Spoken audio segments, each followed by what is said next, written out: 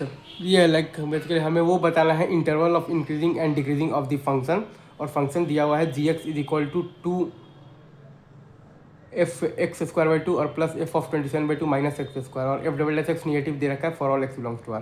तो जी एक्स है हमारे पास 2 टाइम्स f(x²/2) और प्लस है f(27/2) माइनस x²। तो जी x आ जाएगा हमारे पास 2x into f(x²/2) minus f(27/2) minus x²। तो f(x) चूँकि आपका जीरो से छोटा है, मतलब कि f(x) आपके पास तो कैसा फंक्शन है, तो डिक्रीजिंग फंक्शन है, राइट।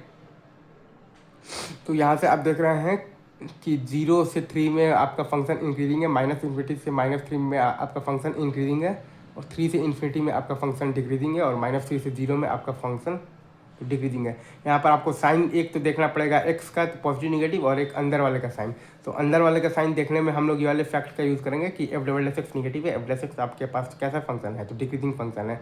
तो x²/2 को हम लोग बेसिकली कंपेयर करेंगे 27/2 माइनस x² के साथ। अगर x मतलब कि अगर x²/2 बड़ा है 27/2 माइनस x मतलब कि स्क्वायर से, तो f(x²/2) छोटा हो जाएगा f(of) 27/2 माइनस x² से।